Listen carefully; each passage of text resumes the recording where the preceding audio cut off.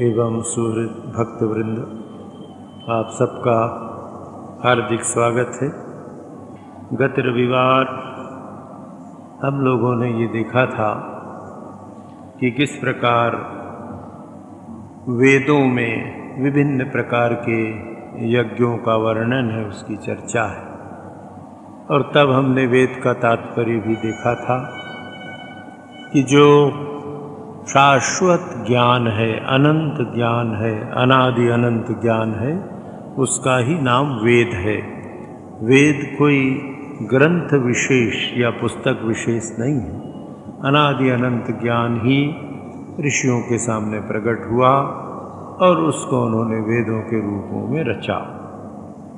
दूसरी बात हमने जो देखी थी कि संसार के जितने भी कर्म हैं, शरीर, मन और इंद्रियों से होते हैं, इन कर्मों के पीछे जो भावना होती है, वो भावना यदि आसक्ति हो तो बंधन का कारण होती है, यदि अनासक्ति और समर्पण का भाव हो तो मुक्ति का कारण होता। अब इतने यज्ञों को बताने के पश्चात भगवान 33वें श्लोक में, ये चौथा अध्याय चल रहा है, ये बता रहे हैं, श्रेयान् द्रव्यमयात् यज्ञात् ज्ञान यज्ञः परन्तप सर्वं कर्म अखिलं पार्थ ज्ञाने परिसमाप्यते।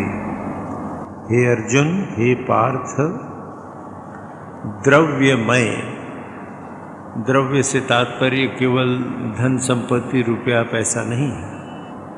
जहाँ भी वस्तु का प्रयोग है, चाहे वो धन संपत्ति के रूप में हो या दूसरे गुण के रूप में, हमने देखा था कि विशेष प्रकार की विद्या, विशेष प्रकार का गुण, कोई डॉक्टर हैं, चिकित्सा का उनको विशेष अनुभव है, तो अपने चिकित्सकीय ज्ञान के द्वारा दीन दुखियों की, रोगियों की सेवा वो कर रहे हैं। ये सेवा भी द्रव्यमय यज्ञ है, यद्यपि उसमें द्रव्य धन के रूप में नहीं है, पर उनका जो गुण है, उस गुण के द्वारा वो सेवा कर रहे हैं। अब भगवान कहते हैं कि इस द्रव्यमय यज्ञ से, पदार्थमय यज्ञ से, उसकी तुलना में ज्ञान यज्ञ श्रेष्ठ है, अच्छा है। ज्ञान यज्ञ उन्नत है। क्यों? सर्वम अखिलम कर्म ज्ञाने परिसमाप्यते।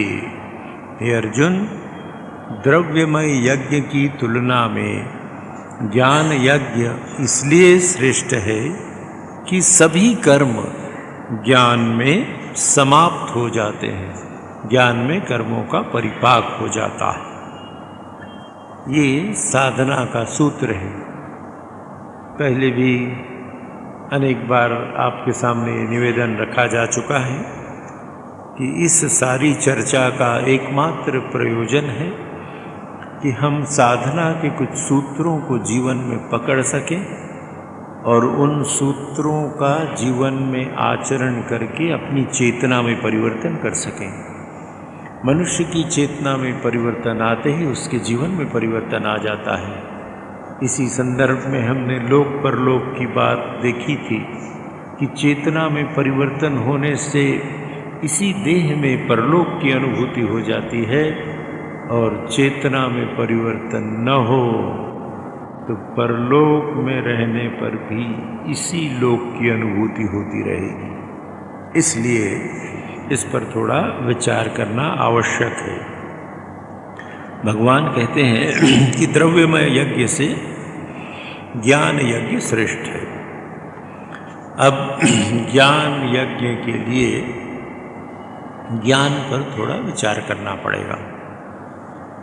ज्ञान के विभिन्न स्तर हैं, विभिन्न अंग हैं, पर उसकी मौलिक कुछ बातों को समझ लेना पड़ेगा। भगवान श्री रामकृष्ण के दर्शन करने के लिए मास्टर महाशय, जिन्होंने रामकृष्ण वचनामृत लिखा है, पहली बार आते हैं। भगवान रामकृष्ण को देखते हैं, इतने आकर्षित होते हैं उनके व्यक्तित्व से, बातचीत से, फिर वो दूसरी बार भी आते हैं। इस दूसरी बार की चर्चा में भगवान रामकृष्ण ने मास्टर महाशय के सामने ज्ञान और अज्ञान, सत्य और असत्य की बात रखी। दर्शन शास्त्र में इस सत्य असत्य पर, ज्ञान अज्ञान पर सहस्रों पृष्ठ लिखे गए, किंतु दर्शन शास्त्र का अध्ययन मनुष्य के जीवन में कोई विशेष परिवर्तन नहीं लाता है यदि उसके हृदय में सत्य को जानने की, ईश्वर को जानने की या अपने जीवन के विकास की उत्कट अभिलाषा न हो। केवल अभिलाषा से नहीं। हम में से सभी लोग ऐसे हैं जो पढ़े लिखे लोग हैं, अच्छे परिवारों में रहते हैं, अच्छे संस्कार हैं, तो यदा कदा हमारे मन में जीवन को उन्नत करने की, आध्यात्मिक अनुभूति करने की अभिलाषा जागती है। ऐसा लगता है करना चाहिए, किंतु सांसारिक आकर्षण, संसार की विभिन्न प्रकार की इच्छाएं, सांसारिक परिस्थितियां इतनी प्रबल हैं कि हमारी ये अभिलाषा मंद हो जाती है। हाँ ठीक है, बहुत सी चीज़ें हैं, उसमें ये भी एक है। तो जिसके हृदय में उत्कट अभिलाषा, तीव्र अभिलाषा है, वही व्यक्ति इससे कभी लाभान्वित हो सकता है। केवल दर्शन शास्त्र का अध्ययन, केवल तथाकथित इन शास्त्रों का अध्ययन, गीता कंठस्थ कर ली, उपनिषद कंठस्थ कर लिया, वेदों को पढ़ लिया, इससे जीवन उन्नत नहीं होता है। जीवन उन्नत होता है इनमें बताए गए उपायों का जीवन में आचरण करने पर। तो उसी दृष्टि से अपन विचार करके देखेंगे। भगवान रामकृष्ण मास्टर महाशय से पूछ रहे हैं कि अच्छा, तुम्हारी पत्नी कैसी है? तो मास्टर महाशय कहते हैं कि महाशय या महाराज, अच्छी है पर अज्ञानी है। तो ठाकुर खींच कर, रुष्ट होकर कहते, और तुम ज्ञानी हो? मास्टर महाशय को ज्ञान क्या है और अज्ञान क्या है इसका ज्ञान नहीं था, वो जानते नहीं थे। मास्टर महाशय ये सोचते थे कि मैं कलकत्ता यूनिवर्सिटी का ग्रेजुएट हूँ, इतना पढ़ा लिखा हूँ, हिंदी संस्कृत जानता हूँ, अंग्रेज़ी जानता हूँ, बंगला जानता हूँ, मैंने शास्त्र पढ़े हैं, पाश्चात्य दर्शन तर्कशास्त्र पढ़े, तो मैं ज्ञानी हूँ। मेरी पत्नी ये सब नहीं पढ़ी है तो वो अज्ञानी है। तब ठाकुर उसको कहते हैं, देखो, ईश्वर को जानना ही ज्ञान है, उसके विरुद्ध सब अज्ञान है। तो ये ईश्वर को जानने की बात, आत्म साक्षात्कार करने की बात, अपने आत्मा का अनुभव करने की बात, तो अनुभव जब तक न हो तो जो रटंत विद्या है, रटंत ज्ञान है, ये रटंत ज्ञान सूचना मात्र है। कुछ कुछ विद्यालयों में, कुछ संस्कृत विद्यालयों में बच्चों को पढ़ाया जाता है, बताया जाता है, उनको कभी सिखाया जाता है कि चिदानंद रूपः शिवोहम शिवोहम, मैं वही चिदानंद रूप शिव हूँ, अहम ब्रह्मास्मि। ये सब उन बच्चों से पूछ, तुम क्या हो? हम आत्मा हैं। अच्छा ठीक है बेटा, तुम आत्मा हो, अहम ब्रह्मास्मि सिखा दिया है, चिदानंद रूप सिखा दिया है, किंतु इस शब्द से उस शिशु के जीवन में कोई अंतर आया क्या? नहीं अंतर आया। आध्यात्मिक दृष्टि से हम लोग बहुत छोटे शिशु हैं, हमने कंठस्थ कर लिया होगा, उससे कुछ आता जाता नहीं।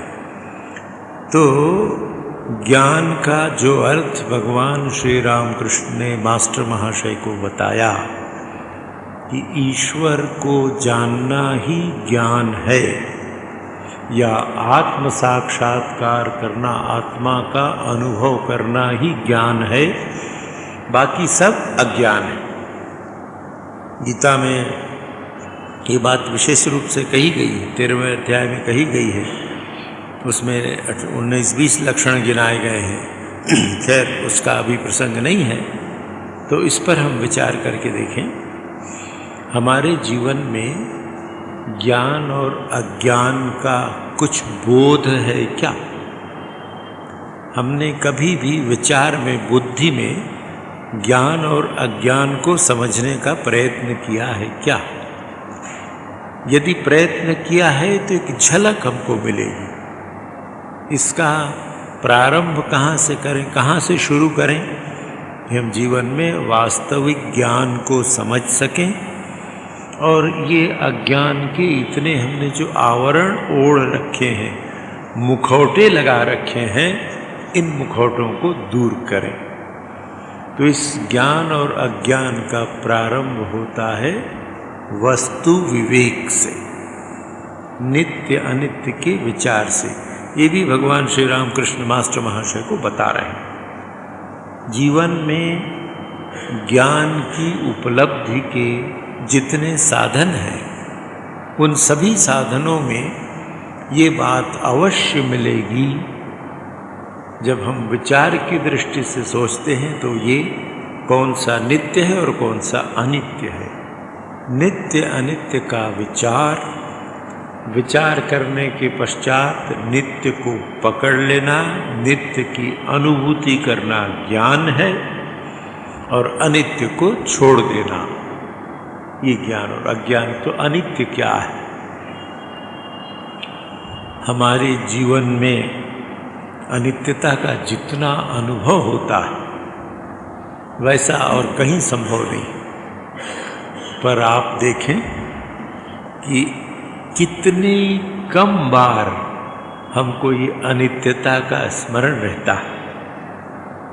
कैसे हम माया में जकड़े रहते हैं, भूले रहते हैं, किंतु जो सच्चे साधक हैं वो इस ओर दृष्टि रखते हैं। जैसे हम में से अधिकांश लोग जो दाढ़ी नहीं रखते हैं, हम शेविंग करते हैं, दाढ़ी बनाते हैं। तो आज शेविंग नहीं किया, दाढ़ी बढ़ गई, कल बनाते हैं। तो आज जो दाढ़ी थी कल नहीं रही। कभी याद आती है क्या कि दाढ़ी अनित्य है? नहीं याद आती। जब यही नहीं ध्यान आता कि ये जो बाल बढ़ता है वो अनित्य है, तो ये कभी ध्यान आएगा कि जिस मुंह में वो बाल बढ़ रहा है वो भी एक दिन जाने वाला है भाई, वो भी उस बाल के समान ही अनित्य है। कभी लगता है क्या? नहीं लगता है। 30 बरस पहले, 40 बरस पहले भी आईने के सामने खड़े होकर दाढ़ी बनाते थे। उस समय चेहरे की जो रौनक और जो चमक थी, कभी याद आता है कि अब 65-70 वर्ष में वो कम हो गई है? अगर याद आए तो योजना ये बनती है कि कैसे 70 को 17 कर लिया जाए जिससे वही चमक आ जाए। तो इसका तात्पर्य है कि इस देह के प्रति नित्य बोध है कि ये रहने वाला है। अनित्य बोध होता है क्या? कभी नहीं होता है। पर है वस्तु अनित्य, इसलिए छूट रही और कष्ट होता जा रहा है। ये जो परम सत्य है, उस परम सत्य को जानने की सीढ़ी है, इसको समझ लेना। नाखून बढ़ जाता है, हम नाखून काटते हैं। तो जैसे ये नाखून बढ़ा, आज हमने काट दिया, एक ऐसा समय आएगा ये उंगली भी चिता में जलकर भस्म हो जाएगी। कभी याद आती है क्या? नहीं याद आती। तो इसके मूल में बात यह है कि हमारे हृदय में अभी नित्य अनित्य का बोध जागा नहीं। बुद्धि में हो तो जाग गया है सुनकर पढ़कर, किंतु जिस दिन हमारे हृदय में ये नित्य और अनित्य का बोध जागेगा, हमारे जीवन में तत्काल परिवर्तन आ जाएगा। ईश्वर प्राप्ति की बात मैं नहीं कह रहा हूं, वो तो बहुत बड़ी बात है। एकदम सामान्य बात, दृढ़ता पूर्वक जब ये दृढ़ धारणा हो जाए, अंग्रेजी में कहना हो तो डीप कन्विक्शन, कैसे डीप कन्विक्शन, कैसी दृढ़ धारणा। 10 जने सो रहे हैं, गहरी नींद है, ठंड की रात है, बढ़िया रजाई ओढ़े सो रहे हैं, गहरी नींद आई है। और एक व्यक्ति आकर पुकारता है, आकर पुकार के आपका नाम लेता है, सो रहे हैं। मान लीजिए 10 लोग सो रहे हैं, वो पुकारता है कि भाई सत्यरूपानंद है क्या, बड़े स्वामी जी हैं क्या। 2-4 बार पुकारता है तो 9 लोग नहीं उठते हैं, बड़े स्वामी जी उठ जाते हैं। क्यों उठ जाते हैं? उस नाम की इतनी दृढ़ धारणा है, डीप कन्विक्शन है कि मेरा ही नाम बड़े स्वामी जी है, मेरा ही नाम सत्यरूपानंद है, इसलिए मैं उठ कर के भाई कौन है, क्या चाहते हो, बातचीत करता हूं। तो गहरी निद्रा में भी ये भाव हमारे मन से जाता नहीं है कि मेरा अमुक नाम है। इसका अर्थ है दृढ़ धारणा, डीप कन्विक्शन। ऐसी दृढ़ धारणा मेरे मन में नित्य और अनित्य के प्रति है क्या? ईश्वर नित्य है और सारा संसार अनित्य है। ये बोध बुद्धि में है अभी, पर भीतर गया है क्या? नहीं गया है। भीतर जाते ही इतना बड़ा परिवर्तन आ जाएगा। कैसे होगा? जैसे अभी आप सब लोग कृपापूर्वक यहाँ आए हैं, आश्रम के इस सत्संग भवन में बैठे हैं, यहाँ कुर्सियाँ हैं, यहाँ दरियाँ हैं, आप उसका उपयोग कर रहे हैं। प्रवचन समाप्त हुआ, आप जाने लगेंगे तो एक क्षण के लिए भी ऐसा लगेगा कि मैं दरी छोड़ के जा रही हूँ या जा रहा हूँ या कुर्सी छोड़ के जा रहा हूँ, बिल्कुल नहीं लगेगा। स्मरण ही नहीं होगा कि हम इस कुर्सी को छोड़कर जा रहे हैं कि नहीं जा रहे। क्यों? हमको ठीक से मालूम है कि भाई ये आश्रम की दरी है, आश्रम की कुर्सी है, हमारा इससे कोई लेना देना नहीं है, उपयोग के लिए है तो है।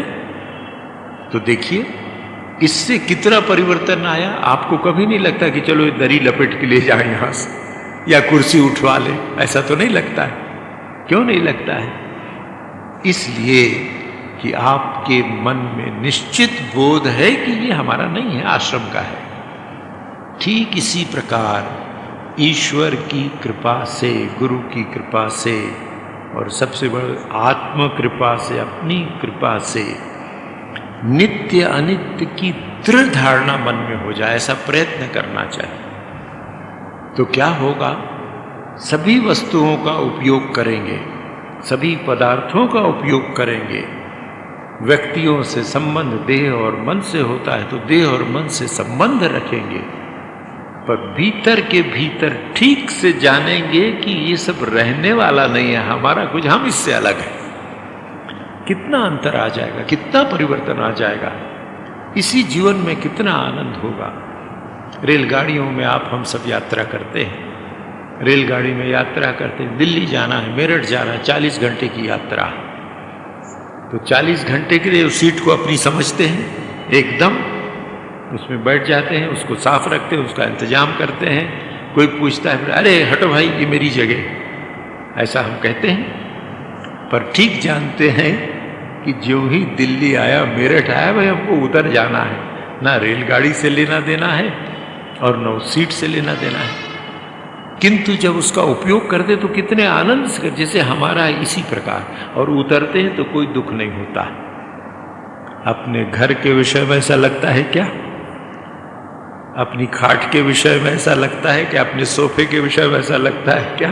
अपने कपड़े के विषय में ऐसा लगता है क्या? कभी नहीं लगता है, उल्टे लगता है। किसी भक्त ने मुझे ये घड़ी दी तो ये मेरे जीवन का अंग बन गया है, आवश्यक।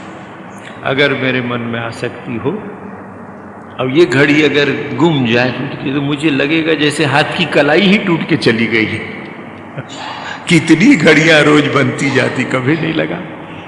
किंतु अगर ये धारणा ठीक रहे कि भाई घड़ी है और ये घड़ी आने जाने वाली है। एक समय था मेरे पास एक घड़ी नहीं थी, एक समय ये घड़ी नहीं रहेगी।